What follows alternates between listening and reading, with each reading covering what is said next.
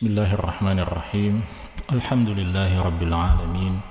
Wassalatu wassalamu ala asyrafil anbiya'i wal mursalin Nabiyyina wa habibina Muhammad wa ala alihi wa sahbihi ajma'in. Amma ba'd.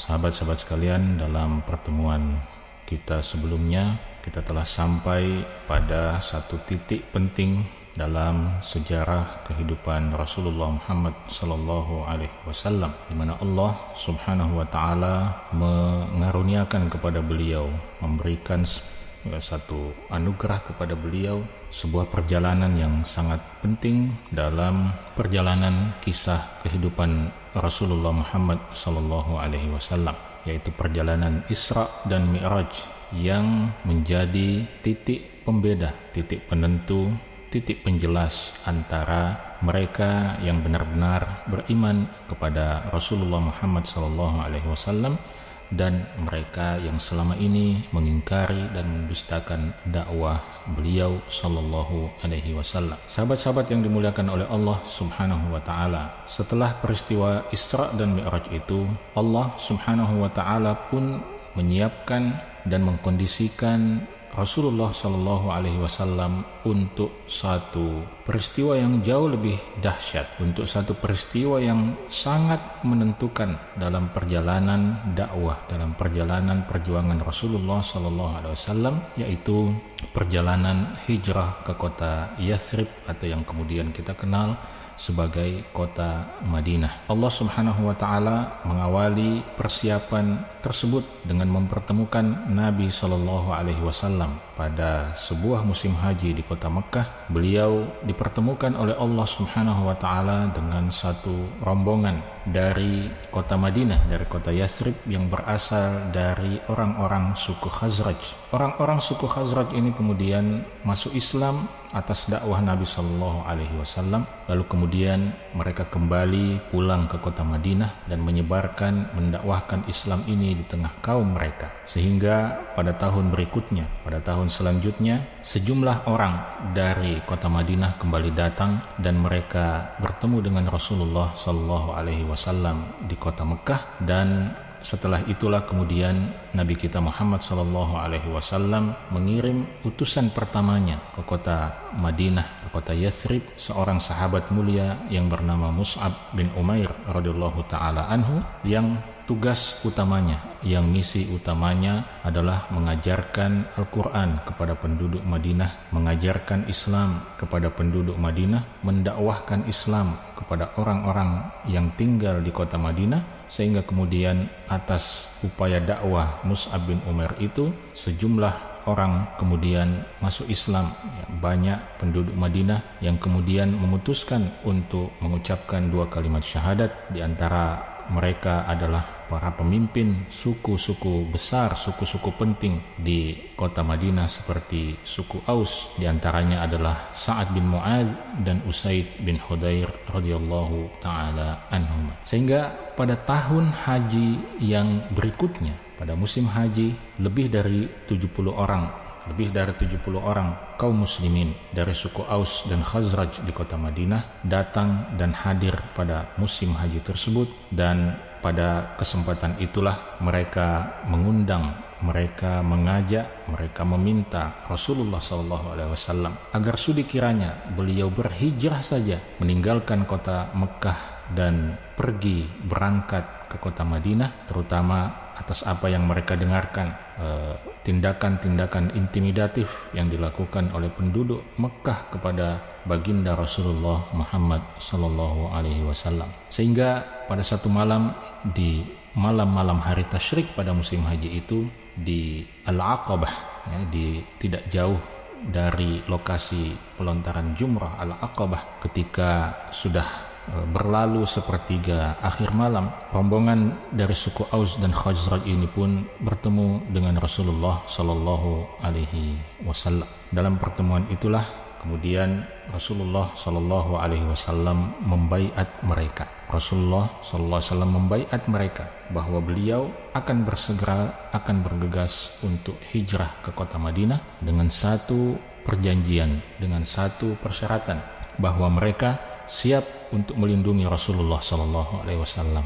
Mereka siap untuk mendukung dakwah Nabi Shallallahu Alaihi Wasallam. Mereka siap untuk membela perjuangan Nabi Shallallahu Alaihi Wasallam, dan atas itu semua Nabi Shallallahu Alaihi Wasallam menjanjikan surga untuk mereka. Pada saat itu orang-orang Quraisy pun mengetahui peristiwa Bai'at Al-Aqabah itu, peristiwa pembaiatan di Al-Aqabah itu, sehingga dengan segera orang Quraisy mengirim utusan mereka, mengirim orang-orang mereka untuk mencari orang-orang suku Aus dan Khazraj itu, para sahabat dari kalangan Ansar itu, dari kalangan Aus dan Khazraj itu. Tapi Allah Subhanahu wa taala menyelamatkan mereka dari pengejaran dan pencarian orang-orang Quraisy, dan mereka berhasil meninggalkan kota Mekah dalam keadaan selamat, dan tinggallah Rasulullah Shallallahu Alaihi Wasallam tetap di kota Mekah hingga saat yang ditetapkan untuk berhijrah dikaruniakan oleh Allah Subhanahu wa taala kepada beliau. Tidak lama sesudah itu, sahabat-sahabat sekalian yang dimuliakan oleh Allah Subhanahu wa taala,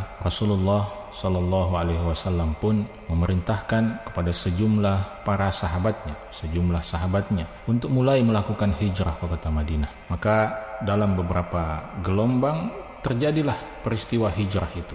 Dalam beberapa gelombang, para sahabat kaum beriman yang ada di kota Mekah pada waktu itu pun mulai melakukan perjalanan hijrah, kecuali beberapa orang sahabat yang ditahan oleh orang-orang musyrik sehingga mereka tidak bisa melakukan hijrah pada saat itu. Sementara di Mekah tertinggallah Rasulullah Shallallahu Alaihi Wasallam bersama dua orang sahabatnya, yaitu Abu Bakar As-Siddiq dan Ali bin Abi Thalib radhiyallahu taala anhuma. Mereka menunggu dan menanti sampai tiba saatnya yang tepat untuk melakukan hijrah ke kota Madinah. Orang-orang Quraisy sendiri mulai mencium gelagat dan rencana Rasulullah Shallallahu Alaihi Wasallam tersebut. Orang-orang Quraisy merasa takut, merasa khawatir jika saja Rasulullah Shallallahu Alaihi Wasallam menyusul sahabat-sahabatnya yang lain dan berkumpul dengan kaum muslimin yang sebelumnya telah ada di kota Yathrib, di kota Madinah. Orang-orang Quraisy itu khawatir jangan sampai kekuatan Muhammad Sallallahu Alaihi Wasallam, jangan sampai kekuatan umat Islam ini semakin solid, semakin hebat, semakin dahsyat, sehingga mereka dengan mudah menghancurkan kekuatan orang-orang musyrik Quraisy. Karena itu orang-orang musyrik Quraisy pun bersepakat untuk melakukan makar, untuk melakukan satu rencana jahat membunuh Rasulullah Sallallahu Alaihi Wasallam. Tetapi apa yang terjadi, sahabat-sahabat sekalian? Malaikat Jibril menyampaikan rencana jahat itu kepada Nabi Muhammad Sallallahu Alaihi Wasallam, sehingga kemudian Rasulullah Muhammad SAW memerintahkan kepada saudara sepupunya Ali bin Abi Thalib radhiyallahu taala anhu untuk bermalam dan tidur di atas tempat tidur yang biasa digunakan oleh Rasulullah SAW pada malam itu. Dan tidak hanya itu, Rasulullah SAW juga sudah mengamanahkan kepada Ali bin Abi Thalib agar mengembalikan semua barang-barang titipan yang ada pada Rasulullah SAW. Semuanya kembalikan kepada para pemiliknya. Singkat cerita, pada malam hari itu orang-orang musyrik pun bermalam dan berjaga-jaga di depan pintu rumah Rasulullah SAW untuk membunuh beliau pada saat beliau keluar meninggalkan rumah itu. Tapi seperti yang Anda semua sudah ketahui dengan baik, pada malam itu dengan izin Allah Subhanahu wa taala, Rasulullah SAW berhasil keluar dari rumahnya melewati orang-orang Quraisy yang terlelap itu. Lalu beliau pergi ke rumah sahabatnya Abu Bakar As-Siddiq radhiyallahu taala anhu. Lalu kemudian beliau pun memulai perjalanan hijrahnya ke kota Madinah. Maka dalam sebuah perencanaan yang sangat matang dengan taufik dan hidayah dari Allah Subhanahu wa taala, Rasulullah sallallahu alaihi wasallam bersama dengan Abu Bakar As-Siddiq radhiyallahu taala anhu pun mulai merancang satu rencana perjalanan hijrah dengan sebaik-baiknya, dengan sematang-matangnya. Maka mereka keluar meninggalkan kota Mekah melalui jalur yang tidak biasanya dilalui oleh orang-orang yang ingin bepergian ke kota Madinah. Mereka berjalan menuju Gua Thur yang berada pada jalur yang berlawanan yang biasa digunakan oleh orang-orang yang ingin ke kota Yathrib. Di Gua Thur itu Rasulullah SAW bersama dengan Abu Bakar As-Siddiq bermalam selama 3 malam, dan Abu Bakar As-Siddiq radhiyallahu taala anhu juga pada kesempatan kali itu menyewa seorang penunjuk jalan yang bernama Abdullah bin Abi Uraiqid yang ketika itu adalah seorang musyrik. Abdullah bin Abi Uraiqid disewa untuk menjadi penunjuk jalan melalui jalur-jalur yang tidak biasanya dilalui oleh orang-orang yang akan pergi ke kota Yathrib. Singkat cerita, Rasulullah SAW dan Abu Bakar pun selamat keluar meninggalkan kota Mekah, dan tentu saja situasi dan kondisi itu membuat pemuka-pemuka Quraisy menjadi murka, sehingga kemudian mereka menyiapkan rencana berikutnya untuk mengejar dan menangkap Rasulullah SAW dan Abu Bakar As-Siddiq. Maka para pemburu hadiah dari kalangan Quraisy itu pun bertebaran. Bagaimana tidak, sahabat-sahabat sekalian? Rasulullah SAW, orang-orang Quraisy, para pemuka Quraisy itu menjanjikan 200 ekor unta bagi siapapun yang berhasil menangkap kedua orang ini, Rasulullah Muhammad SAW dan sahabatnya Abu Bakar, atau menangkap salah satunya. Tentu saja mereka tergiur dengan tawaran itu, dan mereka pun mencari ke berbagai jalur, ke berbagai tempat, dan hanya ada satu yang kemudian berhasil mendapatkan informasi tentang jalur perjalanan Nabi Shallallahu Alaihi Wasallam. Hanya ada satu orang yang kemudian berhasil melacak rute perjalanan Nabi Shallallahu Alaihi Wasallam, yaitu Suraqah bin Malik. Kisah Suraqah bin Malik ini kisah yang sangat masyhur, kisah yang sangat populer, di mana ketika dia berusaha mengejar Nabi Shallallahu Alaihi Wasallam, setiap kali mendekat maka kaki-kaki kuda yang ditungganginya akan terperosok ke tanah dan terjatuh sehingga dia tidak bisa mendekati Rasulullah Shallallahu Alaihi Wasallam. Berkali-kali Suraqah bin Malik mengalami itu sampai akhirnya dia sadar bahwa Allah Subhanahu Wa Taala memang telah mencegahnya, telah menghalanginya untuk menangkap Muhammad dan sahabatnya. Bahwa Allah Subhanahu Wa Taala memang telah melindungi Muhammad dan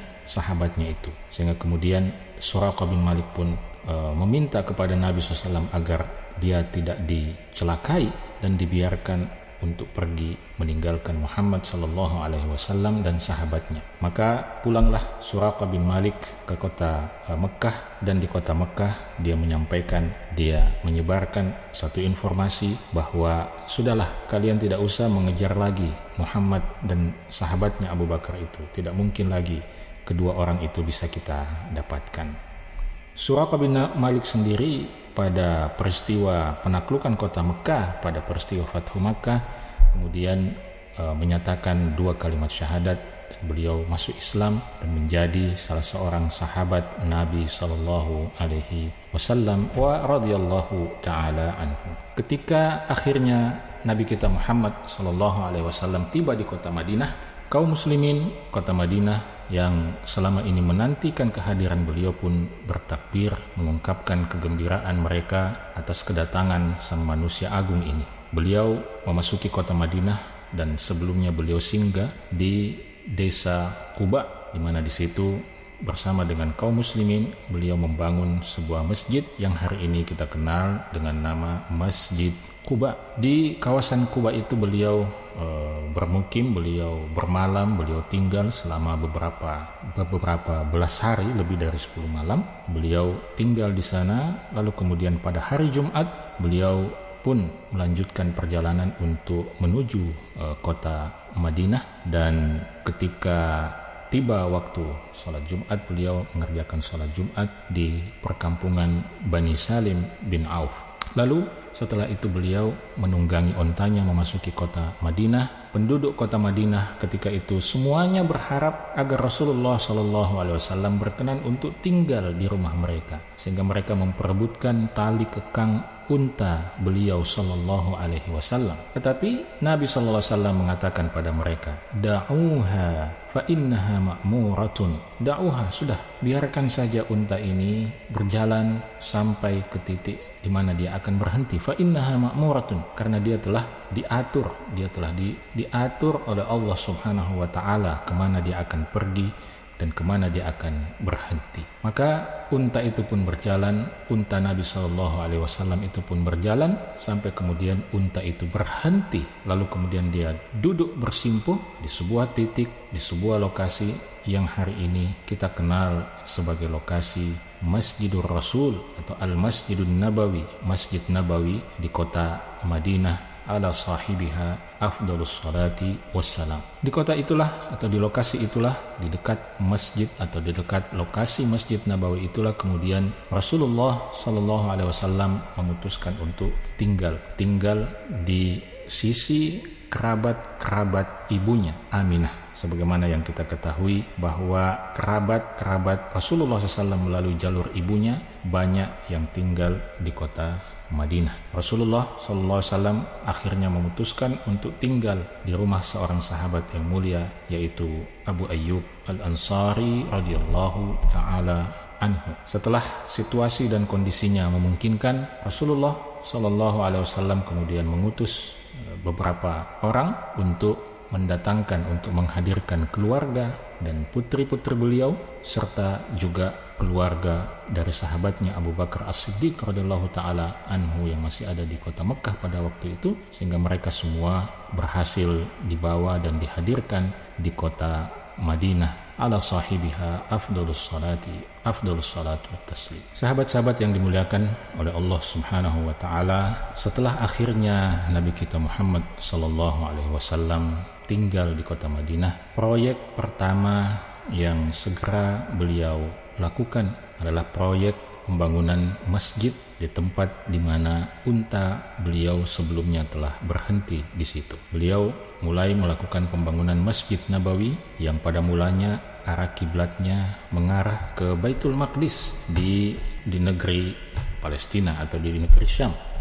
Tiang-tiang masjid beliau dibuat dan diambil dari batang-batang pohon kurma. Atap-atapnya diambil dari dedaunan pohon-pohon kurma yang pada waktu itu sangat banyak bertebaran di kota Madinah. Tidak lama kemudian, selama kurang lebih beberapa bulan atau beberapa belas bulan tepatnya setelah beliau tiba di kota Madinah, turunlah perintah dari Allah Subhanahu wa taala untuk mengubah arah kiblat Masjid Nabawi yang tadinya mengarah ke Baitul Maqdis. Oleh Allah Subhanahu wa taala diperintahkan agar diubah ke arah Ka'bah atau ke arah Masjidil Haram di kota Mekah. Proyek selanjutnya yang dilakukan oleh Nabi SAW di kota Madinah adalah at-ta'akhi atau mempersaudarakan antara sahabat-sahabat kalangan Muhajirin dan Ansar. Beliau menyiapkan satu program yang sangat besar untuk mempersatukan antara sahabat-sahabat yang baru saja berhijrah dari kota Mekah menuju Madinah, dipersaudarakan dengan penduduk asli kota Madinah, yaitu sahabat Al-Ansar yang kita kenal dengan istilah Al-Ansar. Selain itu, Nabi SAW juga menyiapkan satu perangkat perjanjian dengan orang-orang Yahudi yang juga sudah lebih dahulu tinggal di kota Madinah. Beliau menyiapkan satu perangkat perjanjian perdamaian agar kemudian kaum muslimin bisa hidup berdampingan dengan penuh kedamaian dan keamanan dengan orang-orang Yahudi yang sudah eksis pada saat itu. Salah seorang atau ada beberapa tokoh orang Yahudi Madinah pada waktu itu yang kemudian menyatakan masuk Islam, diantaranya adalah Abdullah bin Salam. Pada tahun itu juga Nabi SAW kemudian menikahi putri sahabatnya yang mulia, yaitu Aisyah radhiyallahu ta'ala anha, Aisyah bintu Abi Bakrin As-Siddiq radhiyallahu ta'ala anha. Lalu pada tahun kedua Hijriah, Allah Subhanahu wa ta'ala pun mensyariatkan azan, kewajiban azan, dan kemudian juga mensyariatkan atau menetapkan kewajiban untuk berpuasa di bulan Ramadan bagi kaum muslimin. Sahabat-sahabat sekalian, ketika posisi dan kedudukan Nabi kita Muhammad SAW di kota Madinah pun semakin kuat dan semakin stabil, dukungan dari para sahabatnya dari kalangan Muhajirin maupun Ansar semakin solid, maka pada saat itu mulailah kembali orang-orang musyrik bekerja sama dengan orang-orang Yahudi dan orang-orang munafik untuk menyerang, untuk menjatuhkan dan meruntuhkan dakwah Nabi Shallallahu Alaihi Wasallam. Ada berbagai upaya, berbagai usaha, berbagai makar yang mereka lakukan secara bersama untuk menekan atau untuk kembali menyerang dakwah Rasulullah Muhammad sallallahu alaihi wasallam.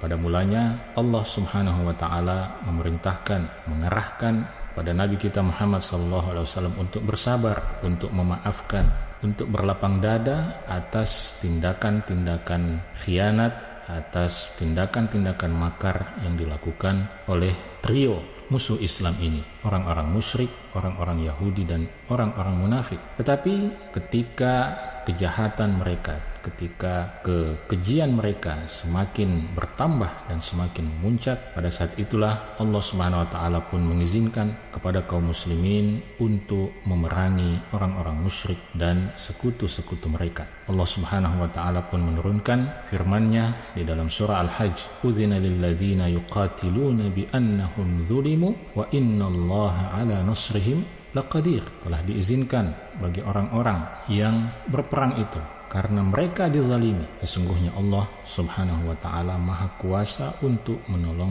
mereka. Lalu kemudian setelah itu Allah Subhanahu wa taala tidak sekedar mengizinkan, tetapi Allah Subhanahu wa taala kemudian mewajibkan, memerintahkan kepada kaum muslimin untuk memerangi siapa saja yang memerangi mereka. Allah Subhanahu wa taala katakan di dalam surah Al-Baqarah, "Wa qatilu fi sabilillahi alladhina yuqatilunakum wa la ta'tadu innallaha la yuhibbul mu'tadin." Wa qatilu fi sabilillah, dan berperanglah kalian di jalan Allah Subhanahu wa taala. Siapa yang harus diperangi? Alladzina yuqatilunakum, orang-orang yang juga memerangi kalian. Tetapi kata Allah, wala ta'tadu, dan janganlah kalian melampaui batas. Bahkan dalam perang ini pun jangan kalian melampaui batas, karena perang bukan saatnya untuk menumpahkan emosi. Perang itu bukan untuk menumpahkan perasaan. Perang itu adalah satu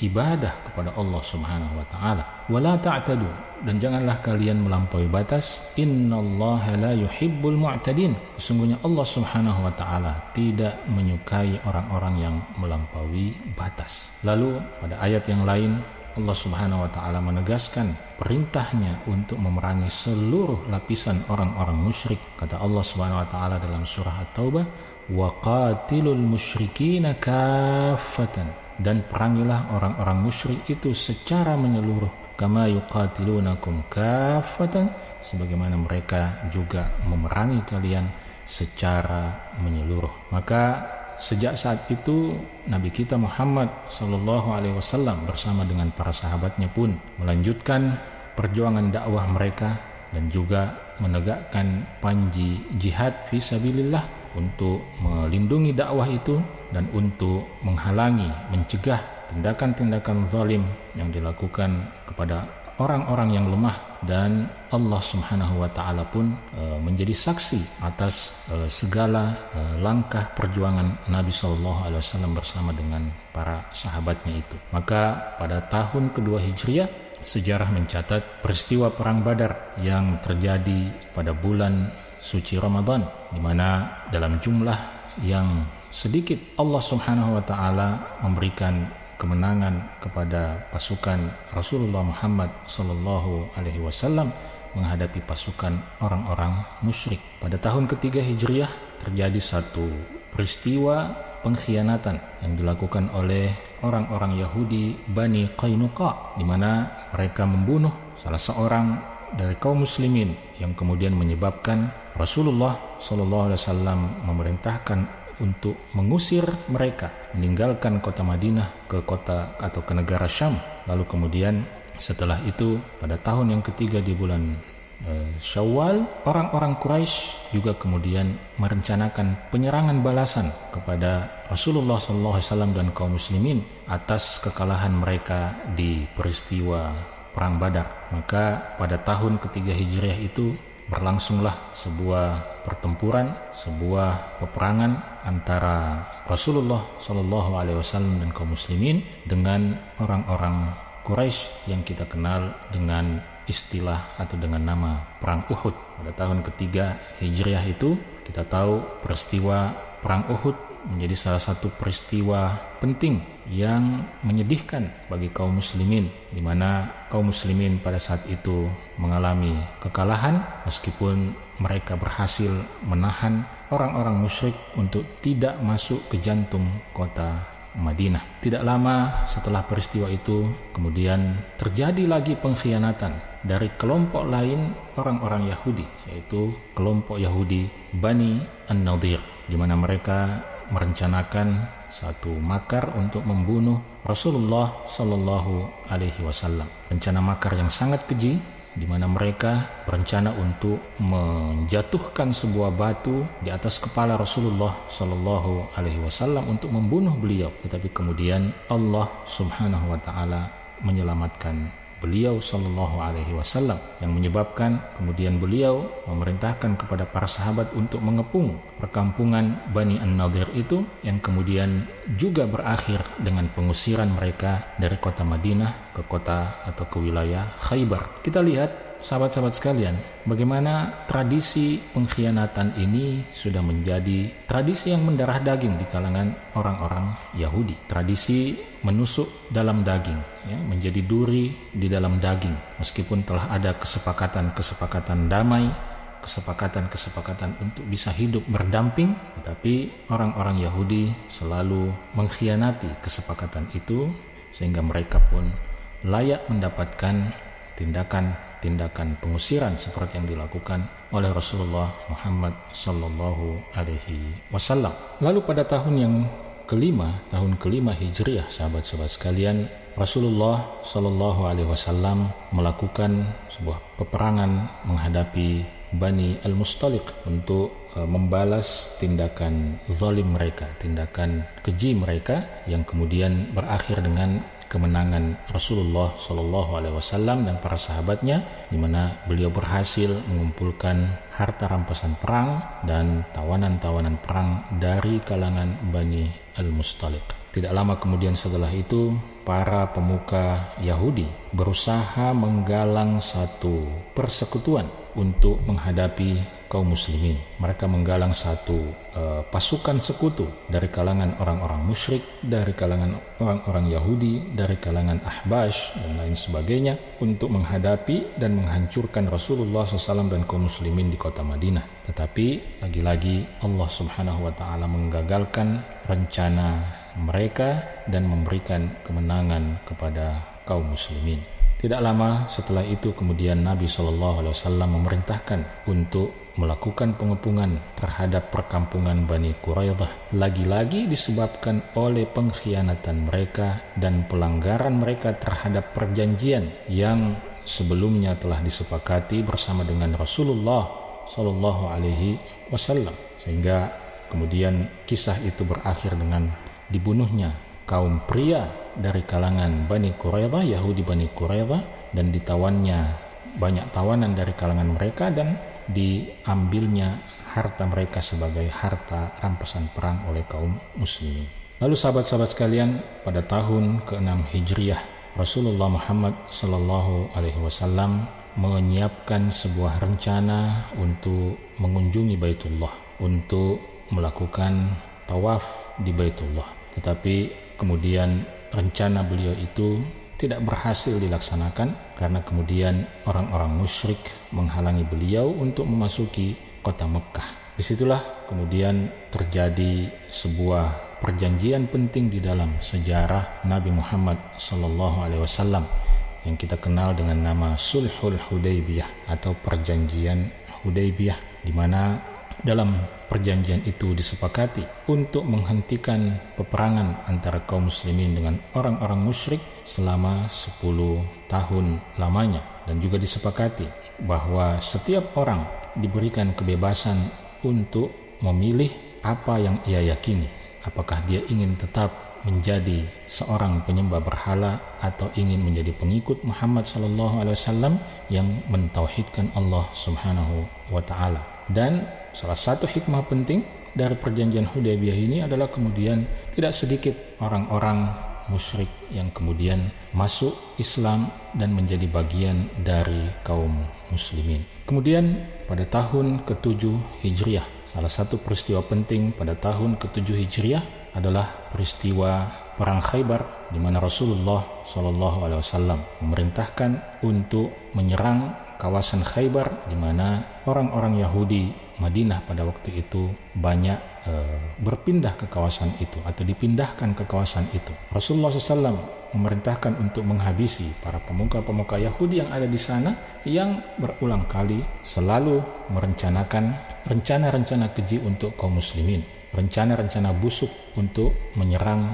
kaum muslimin. Maka Nabi SAW pun memerintahkan para sahabatnya untuk mengepung kawasan Khaybar dan merampas harta benda milik mereka. Rasulullah SAW juga tidak melupakan untuk mengirim bersurat kepada para raja, para penguasa yang ada pada waktu itu, mendakwahi mereka dan mengajak mereka untuk masuk Islam. Kemudian pada bulan Syawal di tahun ke-8 Hijriah terjadi satu peperangan yang juga sangat penting dalam sejarah Nabi Muhammad SAW yang kita kenal dengan Ghazwatul Hunain atau Perang Hunain. Dalam peperangan itu beliau membalas tindakan keji yang dilakukan oleh kalangan suku Thaqif dan Hawazin, di mana Allah Subhanahu wa taala memberikan kemenangan bagi kaum muslimin. Kaum muslimin mendapatkan harta rampasan perang yang sangat banyak dan berlimpah pada saat itu. Setelah Perang Hunain, Nabi SAW melanjutkan perjalanannya ke kota Taif. Beliau mengepung kota Taif, tetapi Allah Subhanahu wa taala belum memperkenankan terjadinya penaklukan pada saat itu. Rasulullah SAW memilih untuk mendakwahi penduduk kota Taif untuk masuk ke dalam Islam lalu meninggalkan kota Taif. Sesudah itu kemudian kita mengetahui bahwa orang-orang Taif kemudian banyak yang masuk Islam, mengucapkan 2 kalimat syahadat. Lalu kemudian pada tahun ke-8 Hijriah, sahabat-sahabat sekalian, lalu pada tahun ke-9 Hijriah terjadi sebuah pertempuran, terjadi sebuah peperangan yang cukup penting dalam sejarah Nabi Muhammad SAW, yaitu Perang Tabuk. Perang Tabuk ini terjadi pada saat situasi dan kondisi kaum muslimin dalam keadaan yang sangat berat, dalam keadaan yang sangat sulit.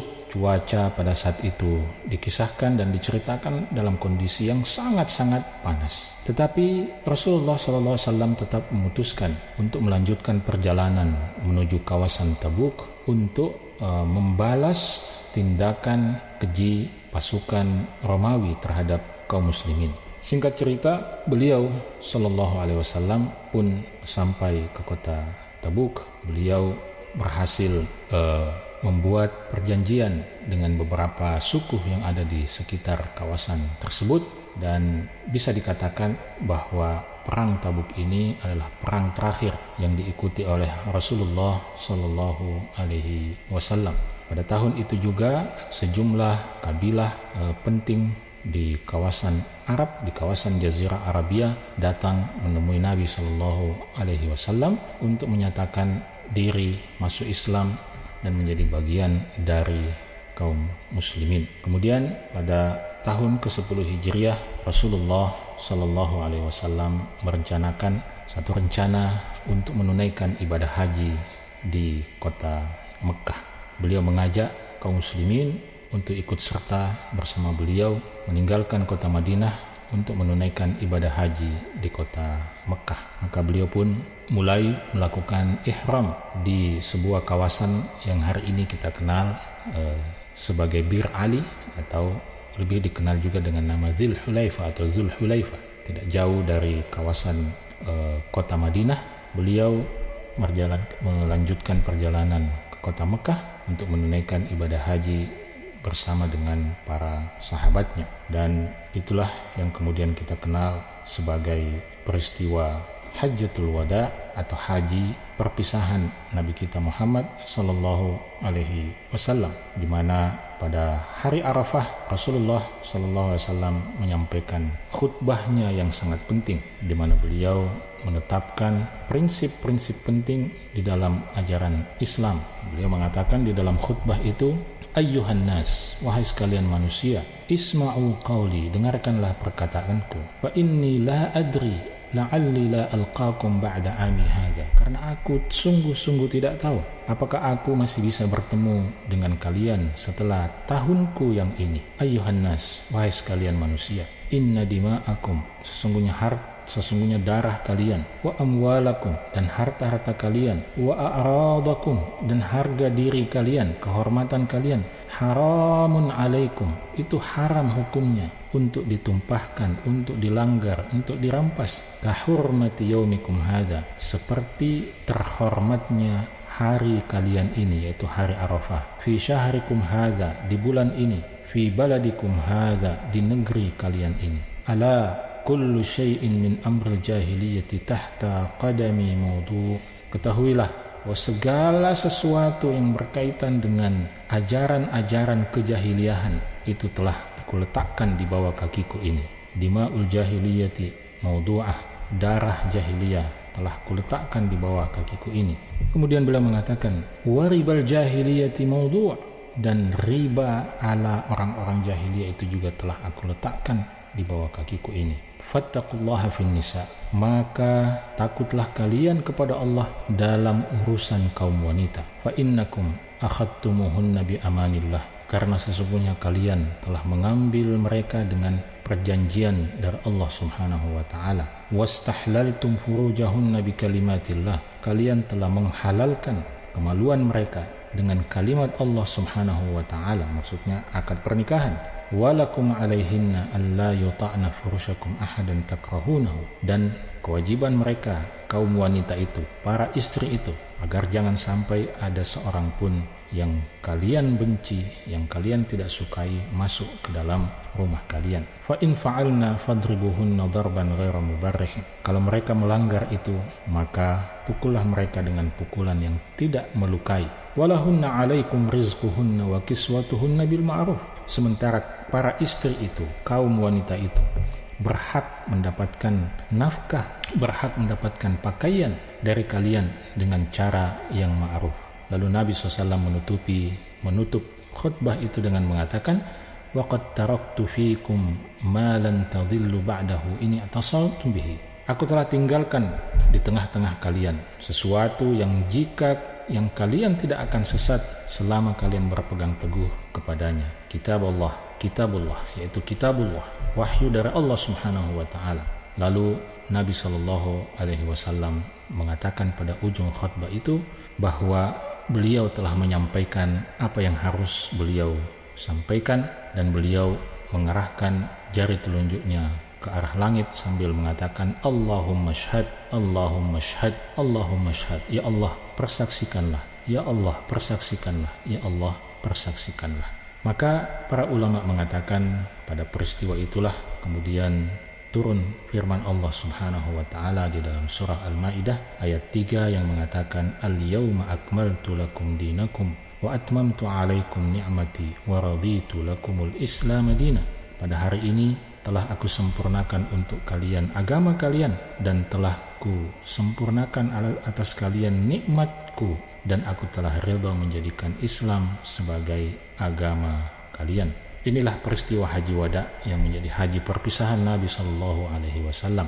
Maka apa yang menjadi bagian dari agama pada hari itu, itulah yang menjadi agama pada hari ini. Yang tidak menjadi bagian dari agama pada hari itu tidak layak dan tidak pantas untuk menjadi bagian daripada Islam pada hari ini. Sahabat-sahabat yang dimuliakan oleh Allah Subhanahu wa taala, pada tahun ke-11 Hijriah, pada bulan Safar, Rasulullah sallallahu alaihi wasallam mulai mengalami sakit yang semakin lama semakin bertambah parah, sehingga kemudian beliau memerintahkan kepada sahabatnya Abu Bakar As-Siddiq untuk memimpin salat, menjadi imam di dalam salat menggantikan posisi beliau.